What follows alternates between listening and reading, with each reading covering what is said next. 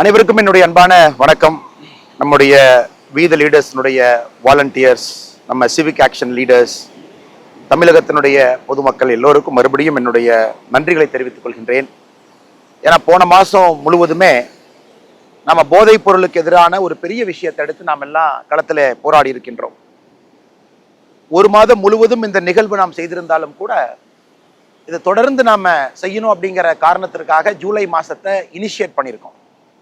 So July மாதத்தில் நீங்கள் எல்லோருமே பெருமளவில் பங்கேற்று சைக்கிளிங், வாக்கிங், ஸ்கேட்டிங்லேருந்து மக்கள் அவேர்னஸ் வீடு வீடாக போய் போஸ்டர் கொடுக்கறதுலேருந்து எல்லா விதமான விஷயங்களையும் செஞ்சுருக்கிறீங்க. பொள்ளாச்சியில் ஒரு பெரிய மக்கள் சந்திப்பு கூட பொள்ளாச்சியில் நடந்தது. தமிழ்நாடு முழுவதுமே நம்முடைய வாலண்டியர்ஸ் எல்லோரும் பங்கேற்று ஏதோ ஒரு நிகழ்வு, மரம் கொடுக்கக்கூடிய நிகழ்விலிருந்து ஏதோ ஒரு நிகழ்வு போதைப் பொருளுக்கு எதிராக பண்ணியிருக்கிறீங்க. அதே நேரத்தில் டாஸ்மார்க் 500 மீட்டருக்குள்ளே ஏதாச்சும் ஒரு டாஸ்மார்க் இருக்கா அப்படிங்கிறதையும் பெட்டிஷனாக பார்த்து அரசுகிட்ட கொடுத்துருக்கீங்க. அதற்காக நன்றிகளை உங்களுக்கு தெரிவிச்சுக்கிறேன். எந்த எதிர்பார்ப்பும் இல்லாமல் நம்முடைய சமுதாயம் நன்றாக இருக்க வேண்டும் என்கின்ற ஒற்றை குறிக்கோளில் இந்த பணியை நம்முடைய வீத லீடர்ஸ்னுடைய வாலண்டியர், சிவிக் ஆக்ஷன் லீடர்ஸ் எல்லோரும் இறங்கி செஞ்சுருக்கிறீங்க. உங்கள் நேரத்தை கொடுத்துருக்குறீங்க. கண்டிப்பாக என்ன சொல்கிறதுன்னு தெரியலீங்க. இதை பார்த்து பெருமை மட்டும்தான் பட முடியும். காரணம், இப்படியும் மக்கள் இருக்கின்றார்கள், எந்த எதிர்பார்ப்பும் இல்லாமல் மற்றவங்களுக்காக வேலை பார்க்குறாங்க அப்படின்னு. இந்த மாதம், அதாவது நாளை ஆகஸ்ட் 1ஆம் தேதியிலிருந்து இன்னும் ஒரு முக்கியமான விஷயத்தை நம்ம கையில் எடுக்கிறோம். எப்படி ஜூலை மாதம் முழுவதுமே போதைப் பொருளுக்கு எதிராக நம்ம கையில் விஷயத்தை எடுத்தோமோ, ஆகஸ்ட் 1 முழுவதுமே, ஆகஸ்ட் 1லிருந்து 31 முழுவதுமே, ஆகஸ்ட் மாதம் முழுவதுமே நாம சுற்றுச்சூழலை பாதுகாப்பதற்காக இந்த மாதத்தை நம்ம வீத லீடர்ஸ் அமைப்பு சார்பாக இந்த மாதத்தை முழுமையாக நம்மை அர்ப்பணித்துக் கொள்ள இருக்கின்றோம். நண்பர்களே, சகோதர சகோதரிகளே, பெரியவர்களே, தாய்மார்களே, நம்முடைய சங்க இலக்கியத்திலிருந்து தமிழ் சமுதாயத்தை பொறுத்தவரை 5 நிலப்பரப்புகளை சார்ந்து தான் நம்ம வாழ்ந்திருக்கிறோம். குறிஞ்சி, முல்லை, மருதம், நெய்தல், பாலை. நாம் வாழ்கின்ற இடமா இருக்கலாம், வசிக்கக்கூடிய பகுதியாக இருக்கலாம். இந்த 5 நிலப்பரப்பை வச்சு தான் நம்முடைய வாழ்க்கையே இருந்துச்சு. உணவு பழக்க வழக்கங்கள் இருந்தது, வாழ்வியல் முறைகள் இருந்துச்சு, நம்மை மகிழ்விக்கக்கூடிய இசையாக இருக்கட்டும், அதுவும் இந்த நிலப்பரப்பை சார்ந்து தான் இருந்துச்சு. ஆனால் இன்னைக்கு கால சூழ்நிலை மாற்றம், எல்லா நிலப்பரப்புமே மாறி இருக்கு.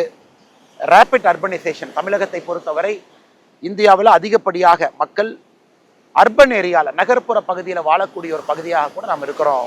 அன்பு சொந்தங்களை, உதாரணத்துக்கு நாம் இன்னைக்கு சென்னையில் இருக்கோம், சென்னை பீச் பக்கத்தில் இருக்கோம். அதை பற்றி நம்ம பேசுவோம். இன்னைக்கு நீங்கள் பார்த்தீங்கன்னா 1970லிருந்து 2015 வரைக்கும் கிட்டத்தட்ட எத்தனை வருஷம் பாருங்க, 45 ஆண்டுகள் மொத்தமாக பூமியினுடைய வெப்பம் உயர்ந்தது 0.2 டிகிரி, 0.2 டிகிரி தான். கிட்டத்தட்ட இந்த 45 இயர்ஸில் குளோபல் வார்மிங்கில் 45 இயர்ஸில் உயர்ந்தது.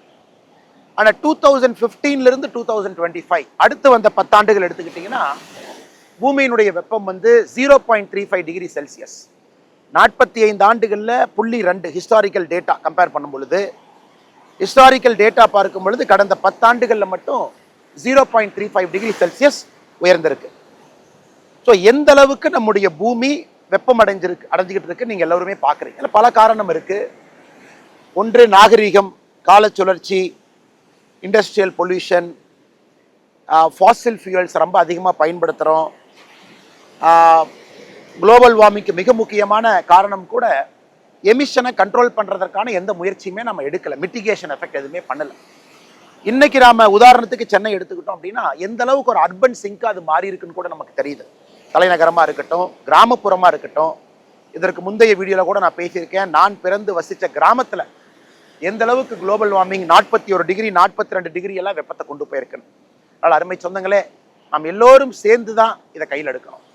இது வெறும் ஒரு அரசு செய்வாங்க அப்படிங்கிறத தாண்டி பொதுமக்கள், நாம நம்முடைய சந்ததியினர் எல்லாம் நல்ல ஒரு சமுதாயத்தில் வாழணும், வெப்பமில்லாத ஒரு சூழ்நிலையில் வாழணும், தண்ணி கிடைக்கணும், குடிக்கிற தண்ணி கிடைக்கணும், விவசாயத்துக்கு தண்ணி கிடைக்கணும், ஒரு பீச்சில் பொல்யூஷன் இல்லாத ஒரு பீச் இருக்கணும் அப்படின்லாம் நீங்கள் நினைச்சீங்க அப்படின்னா நாம பொதுமக்களாக சிவிக் ஆக்ஷன், நாம களத்தில் இறங்கி பணி செய்ய வேண்டிய கடமையும் கட்டாயமும் நமக்கு இருக்கு.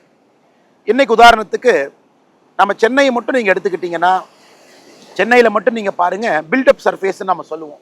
பில்டிங், ரோடு புதுசாக நம்ம சிட்டிக்குள்ளே என்ன போட்டிருக்கோம். ஒரு காலத்தில் சென்னை பொறுத்தவரை ஒரு காலத்தில் 36% தான் இந்த நகரத்தில் பில்டப் ஏரியா இருந்துச்சு. இன்னைக்கு சென்னை பார்த்தீங்கன்னா பில்டப் ஏரியா 67%. 67% சென்னை பரப்பில் எதர் பில்டிங் இருக்கு, ரோடு இருக்கு. 33% மட்டும்தான் ரோடு பில்டிங் இல்லாமல் இருக்கு. அப்போ அவ்வளவு காங்கிரீட், அர்பன் காங்கிரீட்டை ஒரு தலைநகரத்துக்குள்ள கொண்டு வந்திருக்கோம். அதே போல இந்த பகுதியை சுற்றி பார்த்தீங்கன்னா வெஜிடேஷன், இந்த பச்சையாக இருக்கக்கூடிய வெஜிடேஷன் நம்ம என்ன சொல்கிறோம், 25% இருந்த வெஜிடேஷன் சென்னையை சுற்றி, சென்னையில் இன்னைக்கு அது 10% குறைஞ்சிருக்கு. கடந்த 10 ஆண்டுகளில் மட்டும் 2015 25 வரை. கண் முன்னாடி அர்பன் காங்கிரீட்ஸ் உயர்ந்துகிட்டு இருக்கு, கண் முன்னாடி வெஜிடேஷன் குறைஞ்சிக்கிட்டு இருக்கு. இன்னைக்கு குறிப்பாக தலைநகரத்தில் இருக்கக்கூடியவங்களுக்கு நம்ம புரிந்து கொள்ள வேண்டும், ஒரு தலைநகரம் ஒரு ஹார்ட் ஆஃப் அ ஸ்டேட். இன்னைக்கு இங்கேயே மக்கள் வசிக்க முடியாத நிலைமை ஏற்பட்டிருக்கு. எல்லா வீட்லையும் ஏசி போடணும், மல்டிபிள் ஏசி போடணும். ஏசினால குளோபல் வார்மிங். இது பாருங்க எவ்வளோ பெரிய சைக்கிளாக திரும்ப திரும்ப சுத்துதுன்னு பாருங்க. ஜூன் 19, 2019 நம்ம மறக்கவே மாட்டோம். அந்த வருஷத்தை கிட்டத்தட்ட 7 ஆண்டுகளுக்கு முன்பு நம்முடைய மாநில அரசு டே 0ன்னு சொல்லிட்டாங்க. சென்னையில் இருக்கக்கூடிய 4 பெரிய ஏரியில தண்ணி இல்லை, குடிப்பதற்கு தண்ணி இல்லை. டே 0ன்னு அந்த ஒரு நாள் இருந்துச்சு. பூண்டி ஏரியா இருக்கட்டும், சோழவரம் ஏரியா இருக்கட்டும், ரெட் ஹில்ஸாக இருக்கட்டும், ஏன் நம்ம செம்பரம்பாக்கமாக இருக்கட்டும், அந்த மான்சூன் ஃபெயில் ஆகி தண்ணியே இல்லாத ஒரு நிலைமை அன்னைக்கு வந்துச்சு. இன்னும் இந்த ஆண்டும் கூட கிட்டத்தட்ட அதே விளைவில் தான் நாம் இருக்கோம். சூப்பர் எல்னினோ போயிட்டு இருக்கு, இந்தியன் ஓஷன் டயப்போல், இதெல்லாம் சயின்டிஃபிக்காக சொல்கிறாங்க. அதுவும் கூட ஒரு பெரிய பிரச்சனை ஏற்படுத்தியிருக்கு. அடுத்து வாட்டர் பாடி பாருங்க. நம்ம ஒரு கிராமத்தையும் கூட, கிராமத்துக்கு ஆதாரமாக இருப்பது என்னன்னா அந்த கிராமத்தில் இருக்கக்கூடிய ஏரி குளங்கள் தான். இன்னைக்கு எத்தனை கிராமத்தில் ஏரி குளங்கள் பத்திரமா இருக்கு, எத்தனை கிராமத்தில் நாம் அதை பயன்படுத்துறோம் நீங்க பாருங்க. கடைசியா நம்முடைய மினிஸ்ட்ரி ஆஃப் ஜல் சக்தி 2023 மத்திய அரசு ஒரு சென்சஸ் எடுத்தாங்க. தமிழ்நாட்டில் மொத்தமாக எத்தனை வாட்டர் பாடி இருக்கு, ஏரி குளங்கள் எவ்வளோ இருக்குன்னு சென்சஸ் எடுத்தாங்க. அவங்க சென்சஸ் படி தமிழ்நாட்டில் 1,06,957 1,06,957 சென்சஸ் வாட்டர் பாடி இருக்குன்னு பார்த்தாங்க. அதில் பிரச்சனை என்னன்னாங்க, 49% வாட்டர் பாடி, கிட்டத்தட்ட 50,197 வாட்டர் பாடியில் தண்ணி இல்லை, அது காணாமல் போச்சு, அது எங்கே இருக்குன்னே தெரியல, மக்கள் எங்களுக்கு தெரியாதுங்கிறாங்க. அந்த சென்சஸ் படி 8,366 வாட்டர் பாடியில், அது ஏரி குளமாக இருக்கலாம், நம்ம வாட்டர் பாடின்னு சொல்கிறோம், அது என்க்ரோச்மெண்ட்டில் இருக்குது, மக்கள் வீடு கட்டியிருக்காங்க. இப்படி இருக்கும் பொழுது எப்படி நாம் வருங்காலத்தில் வாழ முடியும், நம்முடைய சந்ததிகள் வாழ முடியும்? அதனால தான் வீதி லீடர்ஸை பொறுத்த வரைக்கும் நமக்கு 2 நோக்கம் இருக்குது. ஒன்று, அவேர்னஸ் ஏற்படுத்தணும் மக்களுக்கு, இந்த பிரச்சனை இருக்குது நீங்கள் புரிஞ்சுக்கங்க. நீங்கள் ஒரு தனி மனிதனா நீங்கள் சின்ன சின்ன வேலைகளை செய்ய ஆரம்பிங்க. 2வது, நாம் செய்யக்கூடியது மிக முக்கியமானது, நாம வாலண்டியர்ஸ் உள்ள இறங்கி ஒரு சின்ன மாற்றத்தை நம்ம ஏற்படுத்த முயற்சிக்கிறோம். அது மட்டும் இல்லை, இந்தியாவிலேயே நீங்கள் பார்த்தீங்கன்னா கிரவுண்ட் வாட்டர் அதிகமாக எடுக்கக்கூடிய மாநிலம் எதுன்னு பாருங்க. அதாவது இருக்கக்கூடிய தண்ணி அவைலபிள் வாட்டர் நம்ம சொல்கிறோம், total ground annual ground water recharge ஆகுது, எக்ஸ்ட்ராக்டபிள் கிரவுண்ட் வாட்டருங்கிற எவ்வளோ நம்ம எடுத்து குடிக்க முடியும். இன்னைக்கு இந்தியா முழுசும் பார்த்தீங்கன்னா நம்முடைய தென் இந்தியாவில், தென் மாநிலங்களில் அதிகப்படியாக இருக்கக்கூடிய தண்ணீரை உறிஞ்சி எடுக்கக்கூடிய மாநிலம் எதுனா தமிழகம் தான். இருக்கக்கூடிய தண்ணியில் சராசரியாக 100% தண்ணி இருக்குன்னா, உறிஞ்ச அளவுக்கு தண்ணி இருக்குன்னா எக்ஸ்ட்ராக்டபிள் கிரவுண்ட் வாட்டருங்கிறாங்க. அதில் 73.5% தண்ணி நாம் எடுக்கிறோம். உதாரணத்துக்கு மகாராஷ்டிரா பார்த்தீங்கன்னா 51% தண்ணி உறிஞ்சுறாங்க, கர்நாடகா 66% உறிஞ்சுறாங்க, குஜராத் 56% தண்ணி உறிஞ்சுறாங்க. ஏன்? நமக்கு தண்ணி இல்லை, ஏரி குளங்கள் இல்லை, எதுவுமே நமக்கு இல்லாத காரணத்தினால போர் போட வேண்டிய கட்டாயம் இருக்கு, அதிகப்படியான நிலத்தடி நீரை உறிஞ்ச வேண்டிய கட்டாயம் நமக்கு இருக்கு. அதனால் அருமை சொந்தங்களே, நீங்கள் பாருங்க எப்படிப்பட்ட சைக்கிளிக்கல் எஃபெக்ட் பாருங்க. ஏரி குளத்தை சுத்தம் பண்ணல, அதில் நம்ம நீர் ஆதாரங்களில் நீரை தேக்கல அப்படின்னா நமக்கு தேவைங்கும் பொழுது போர் போட்டு தண்ணி உறிஞ்ச வேண்டிய நிலைமை. இன்னைக்கு தமிழகம் 73% அவைலபிள் எக்ஸ்ட்ராக்டபிள் கிரவுண்ட் வாட்டர் நம்ம உறிஞ்சிரும். இந்தியாவிலேயே அதிகப்படியாருன்னா பஞ்சாப், அவங்க 156% உறிஞ்சுறாங்க. அதாவது ரீசார்ஜ் ஆகிறத தாண்டி ஹிஸ்டாரிக்கல் வாட்டரையும் சேர்ந்து உறிஞ்சுறாங்க. ஆந்திர பிரதேஷ் 31%, பீகார் 46%, மத்திய பிரதேஷ் 59%, உத்தரப்பிரதேஷ் 70%. இதையும் நீங்க கருத்துல வச்சுக்கணும். நம்முடைய கிரவுண்ட் வாட்டர் ரீசார்ஜ் பண்ண வேண்டிய கடமை நமக்கு இருக்கு. அரசு முயற்சி எடுக்கிறாங்களோ இல்லையோ, நாம் நம்முடைய கடமையை செய்யணும். நித்தி ஆயோக் இன்னொரு அதிர்ச்சி பூர்வமான ஒரு ரிப்போர்ட் கொடுத்தாங்க. 2050 தமிழ்நாடு முழுவதுமே தண்ணீர், வாட்டர் ஸ்ட்ரெஸ், ஒரு மனிதனுக்கு குடிப்பதற்கு எவ்வளவு தண்ணி வேணும் அந்த அளவுக்கு தண்ணி வரலினா கிடைக்கலினா அது வாட்டர் ஸ்ட்ரெஸ்ங்கிறாங்க. அவங்கள பொறுத்த வரைக்கும் 2050 2 மாவட்டத்தில் மட்டும்தான் தமிழகத்தில் வாட்டர் ஸ்ட்ரெஸ் இருக்காது. கோயம்புத்தூர் ஒரு மாவட்டம், கன்னியாகுமரி ஒரு மாவட்டம். கோயம்புத்தூர் கன்னியாகுமரியை தவிர எல்லா மாவட்டத்திலையும் அவங்க எப்படி கோடுறாங்க, அப்சல்யூட் ஸ்கேர்சிட்டிங்கிறாங்க. குடிப்பதற்கும் பயன்படுத்துவதற்கும் தண்ணி தமிழ்நாட்டில் இந்த 2 மாவட்டத்தை தவிர 2050 எல்லா மாவட்டத்திலும் கூட தண்ணீர் பிரச்சனை வரும் என்பது நித்தி ஆயோக். நாம வீத லீடர்ஸ்னுடைய நோக்கங்க, நேற்ற பிரச்சனையும் இன்னைக்கு பிரச்சனையும் நம்ம சால்வ் பண்றது நோக்கம் இல்லை, அதையும் சால்வ் பண்றோம். வரக்கூடிய பிரச்சனையை நம்ம கை வைக்கிறோம்.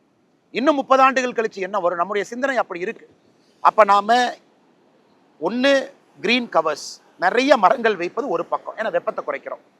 வாட்டர் பாடியை சுத்தம் பண்றது ஒன்று, ஏன்னா அப்பதான் நீங்க தண்ணியை ரீசார்ஜ் பண்ணி உள்ள இறக்க முடியும். அடுத்தது காணாம போன ஆறிலிருந்து எத்தனையோ மீட்டெடுக்கணும். இந்த சர்வேலையே பாருங்க, 8000க்கு மேற்பட்ட வாட்டர் பாடி காணாம போயிருக்கு, என்கரேஜ்மெண்ட் நம்ம சொல்றோம், அதையும் மீட்டெடுக்கணும். அடுத்து தமிழ்நாட்டில் இருக்கக்கூடிய நதிகளுடைய நிலைமை.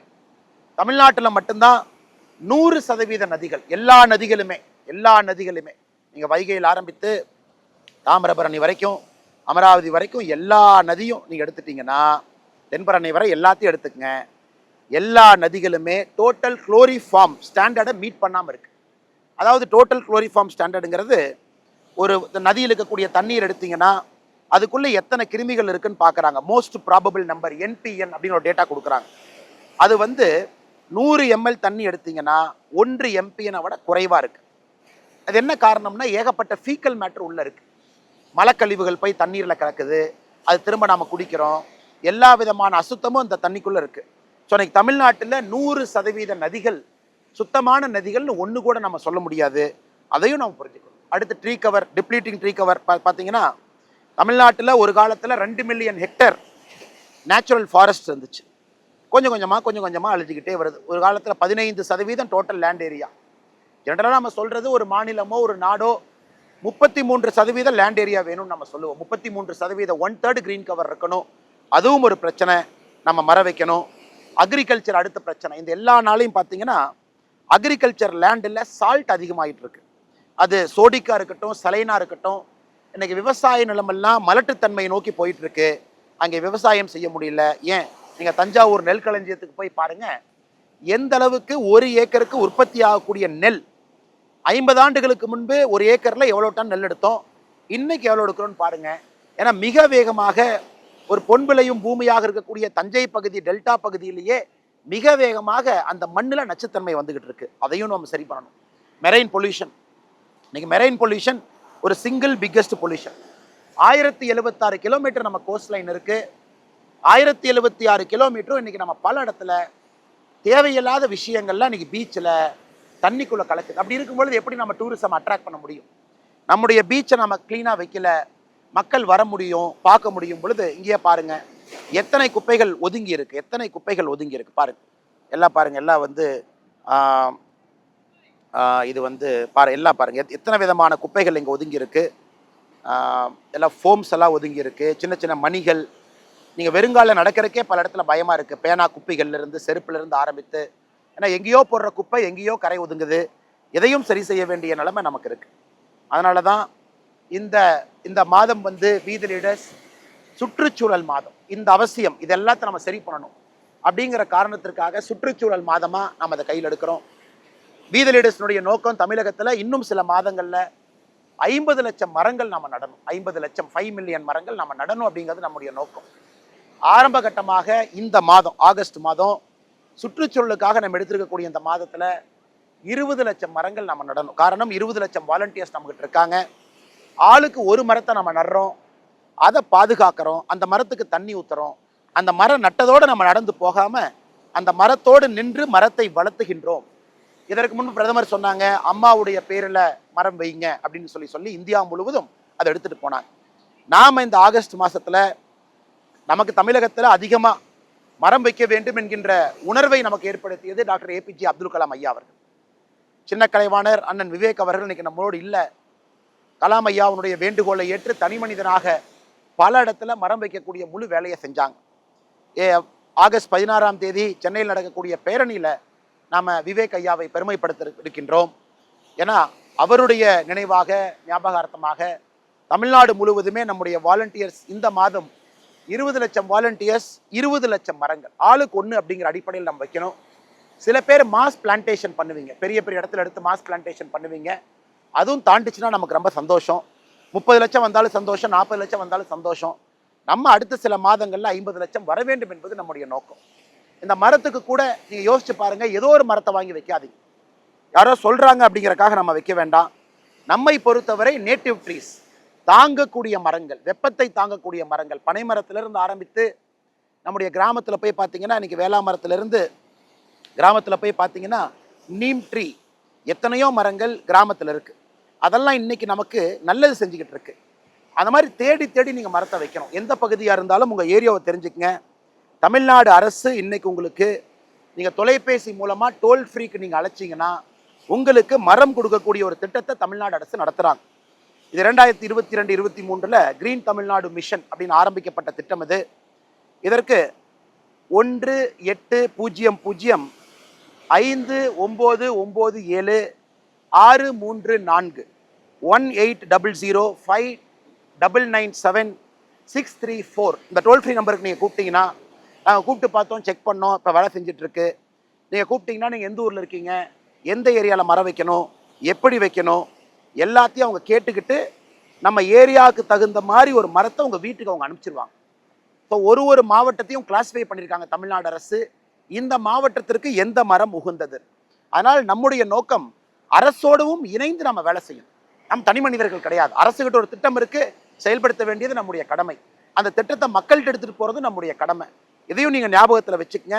தமிழ்நாடு அரசையும் பயன்படுத்திக்கங்க, தனியாகவும் நீங்க மரம் வைங்க.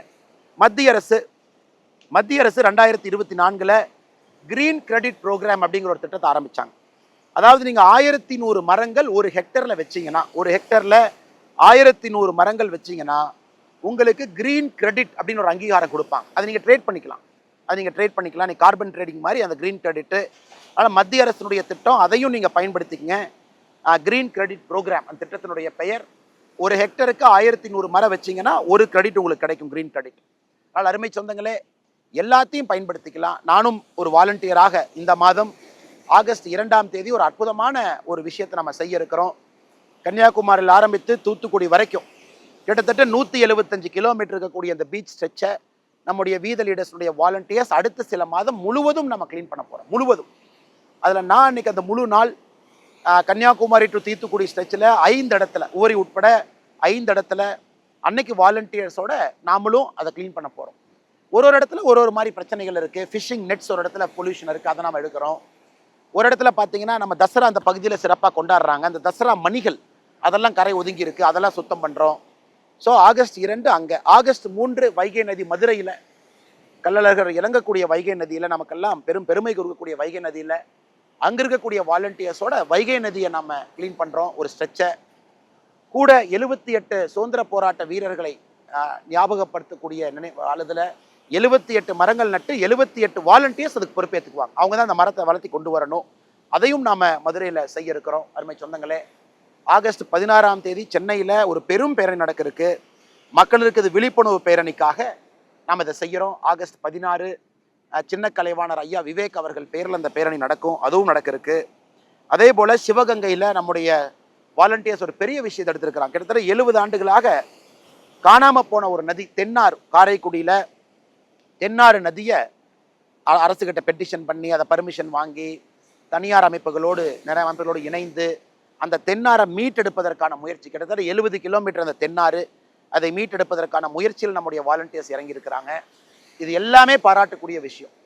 நம்முடைய தென் தமிழகத்தில் தூத்துக்குடி, கன்னியாகுமரி பகுதியில் வாலண்டியர்ஸ் எல்லாம் இறங்கி இதுக்கு ஏகப்பட்ட ஹோம்ஒர்க் பண்ணி நம்முடைய ஃபிஷர்மேன் நண்பர்களோடு கிட்டத்தட்ட 11 லட்சத்துக்கு மேற்பட்ட ஃபிஷர்மேன் நண்பர்கள் நேரடியாக தமிழகத்தில் மீன் பிடிக்கிறாங்க. அவங்களெல்லாம் சந்தித்து அவங்ககிட்ட பேசி எப்படி இதை டிசைன் பண்ணணும்னு பண்ணியிருக்காங்க. அங்கே பீச் பாடு வைக்கிறாங்க. க்ளீன் பண்ணிட்டு நம்ம போகிறது மட்டும் இல்லை, பீச் பாடு இருக்கும், உள்ளே க்ளீன் பண்ணக்கூடிய சாமான் இருக்கும், அதை நம்ம வாலண்டியர்கிட்ட கீ லாக் இருக்கும், அதெடுத்து அவங்க தொடர்ந்து க்ளீன் பண்ணிக்கிட்டு இருக்கலாம். அதை அன்றைக்கி துவங்கி வைக்கிறோம். நதிகளை சுத்தம் பண்ணணும், பீச்சை க்ளீன் பண்ணணும், மரம் வைக்கணும். ஸோ தயவு செய்து என்னடா அண்ணன் பேசும்போதெல்லாம் வேலையாக சொல்கிறாரே அப்படின்னு நீங்கள் நினைக்கக்கூடாது. அண்ணன் உங்கள்கிட்ட பேசுகிறது மிக முக்கியமான நோக்கம். நாம் ஒரு மிக வித்தியாசமான இயக்கம், மக்கள் பிரச்சனையை தீர்ப்பதற்காக களத்தில் இறங்கியிருக்கு. இது நமக்கு ஒரு சந்தோஷத்தை கொடுக்குது, சென்ஸ் ஆஃப் பர்பஸை கொடுக்குது, ஒரு சென்ஸ் ஆஃப் ஐடென்டிட்டியை கொடுக்குது, ஒரு சென்ஸ் ஆஃப் பிலாங்கிங்கை கொடுக்குது. நாம் எல்லாம் எந்த பவரும் யாருக்கு கிடையாது. எல்லா வாலண்டியர் அப்படிங்கிற பேரில் வீத லீடர்ஸ் குடும்பமாக நம்ம கீழே இறங்கி எல்லோருத்தையும் ஒருங்கிணைக்கிறோம், பேசுகிறோம், அவங்ககிட்ட போய் இதை எடுத்து சொல்கிறோம், ஒரு டீமை உருவாக்குறோம். அதில் ஒரு லீடர்ஷிப் நமக்கு வருது. ஒரு சோஷியல் பிரச்சனையாக 1 மாதம் எடுக்கிறோம். 6 பிரச்சனைகள் அடுத்த 6 மாதத்துக்கு எடுத்திருக்கோம். இந்த மாதம் மிக மிக முக்கியமான சுற்றுச்சூழல் பிரச்சனை, நாம செய்யலினா யாரும் செய்ய மாட்டாங்க. அதனால் நாம் செய்வோம், ஒரு பெரிய மாற்றத்தை கொடுப்போம். தமிழ்நாட்டை பொறுத்தவரை இந்த 31 நாட்களும் ஆகஸ்ட் மாசத்துல பயன்படுத்துவோம். மிக பொறுமையாக கேட்டவங்க எல்லோருக்கும் என்னுடைய நெஞ்சார்ந்த நன்றிகளை தெரிவித்துக் கொள்கின்றேன். மாறுவோம், மாற்றுவோம்.